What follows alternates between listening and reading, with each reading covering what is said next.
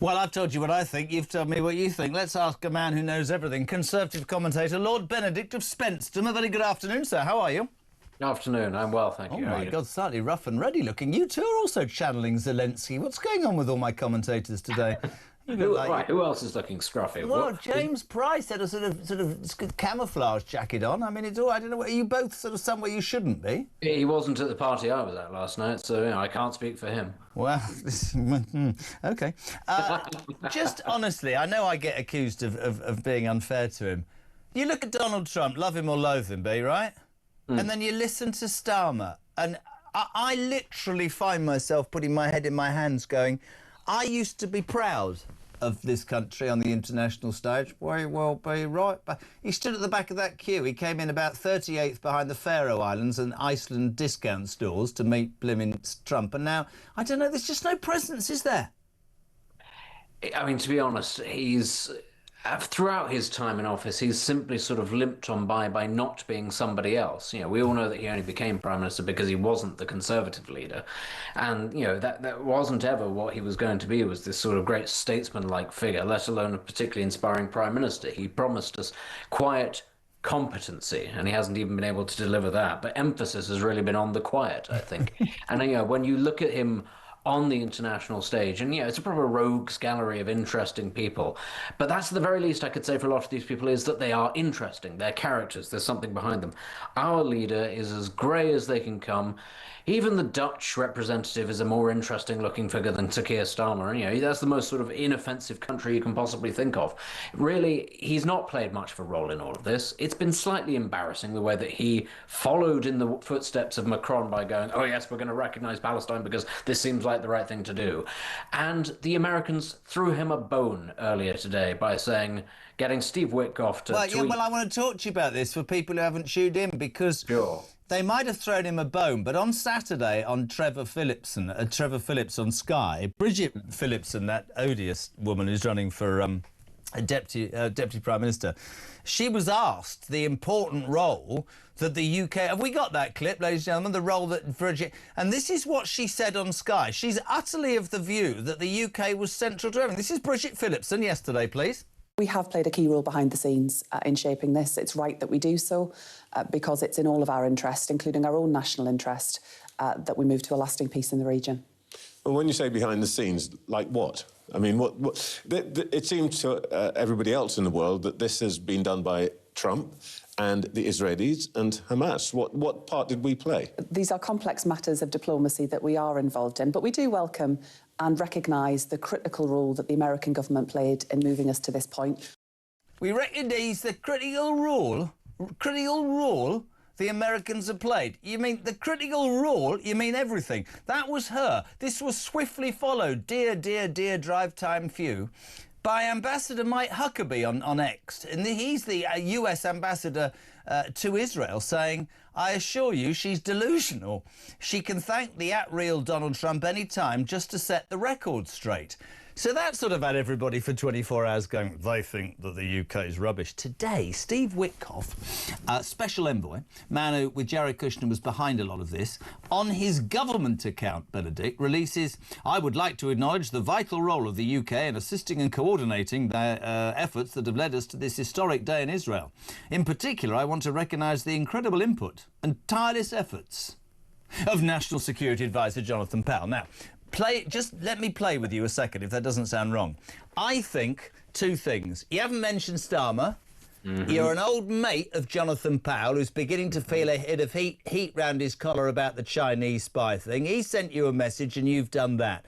They don't rate us at all, the Americans, do they, Benedict? You've hit the nail on the head. And the thing is, it's so bleeding obvious what has happened. It's so transparent that Jonathan Powell has been thrown a bone here by Steve Witkoff.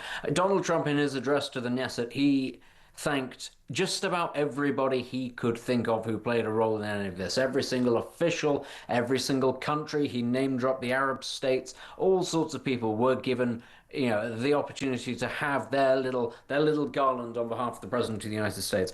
We were not mentioned by them, and as you say, Starmer was not mentioned by anybody in all of this. And you just think if Witkoff had just said, "I'd like to thank the UK delegation, the Foreign Office or whoever it is, because they've played a role as well," you might go, "Oh, okay, it seems maybe plausible." But it's the fact that he's gone. Right, who's the guy who's really up against it at the moment? There's a scandal brewing around this guy and Chinese espionage, Jonathan Powell. So I'm very specifically going to mention him. And you think, oh, come on. If anything, I think it's probably done him more harm because everybody's now going, yeah, good one. Nobody's buying this at all. Let me read. Let me just read something. By the way, did you see that Gianni Infantino, the head of FIFA, was on stage? That's apparently because the FIFA World Cup's in the United States next year, says Nathaniel. But listen, this is... Oh, I thought this was because all of the terrorists were getting rehabilitated this week. Oh, right, OK, fair enough. This is what I get the whole time. Jezza, this is from Danny in West Yorkshire. Starmer is the most pathetic, weak, feeble excuse of a Prime Minister. Every time I hear his voice, I have to mute your ruddy station. I cannot stand the fact that this man represents the United Kingdom. And I think you'll find that many, many people feel the same. And it just lurches from embarrassment to embarrassment. That's how it feels. The thing is, and we do see this, it seems almost as though every Prime Minister we get is worse than the last one. And some people might say that that's recency bias and that everybody in the past seems better than they actually were. But actually, I do think it's a real reflection on the quality of our MPs, that it is generally getting worse and that therefore you get leaders who reflect that. The problem is, of course, where we're all currently sat, which is certainly within the Labour Party, genuinely, who is there that's better than Keir Starmer? And this was the problem. I'll tell you who the next leader of the Labour Party will be. 1,000,000%. It will be Shabana Mahmood. 1,000,000%. I mean, the Labour Party has not yet selected a female leader, and I'm not sure if they're able to get over that. As much as they like to talk about being progressives, actually the Labour Party is the biggest bastion of sexism, politically speaking, in this country. It simply isn't. It will give women every other role. It'll give them foreign secretary, it'll give them homes, it'll do everything else. It will not make them leader, though, because they can't. The old boys, and they are as much an old boy network as the Tories ever were, the old boys cannot stand the idea of passing off that kind of authority to a woman, partially because they have to sort of put up with the women who are already in the cabinet. And to be fair, if you had to sit next to Bridget Phillipson, maybe you'd be a little squeamish about making her leader as well. When you talk about the quality of ex-prime ministers, I absolutely acknowledge that for many months on this station, before I found out the truth, I was a big supporter of Boris Johnson. Turns out that he was more left than any of us realised. He's jumped in this afternoon on Twitter, if you're just tuning in on Talk Drive, the home of free speech and common sense. How important a role did Keir Starmer play in the Middle East peace process? Boris Johnson. Keir Starmer's help in the ceasefire talks was about as impressive as a fart in a gale. Well, that's perhaps not Boris's funniest line, but at least he's trying, I suppose. I suppose the thing is with Boris Johnson, because as we can all agree, he was sort of broadly pretty awful.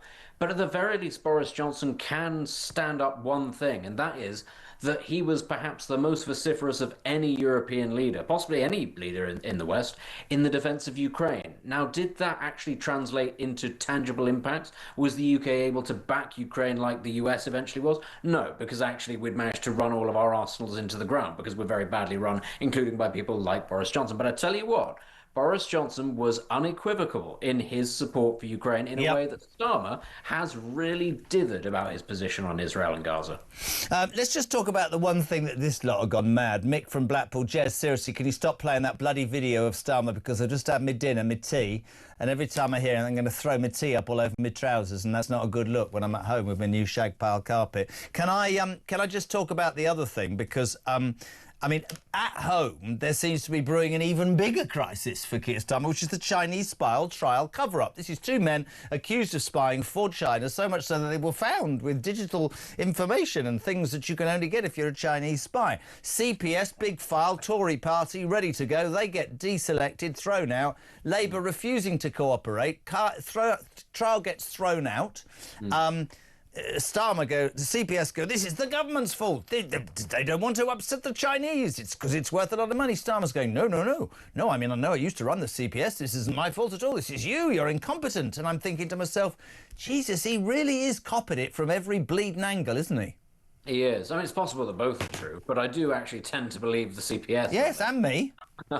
It's one of those things where you got to think, well, it's not really in their interests to lie about this, and it's entirely within the government. We do need to remember, though, that this isn't purely a Labour issue. This is a multi-government issue. This goes all the way back to Cameron and Osborne buttering up the Chinese, cozying up to Xi Jinping.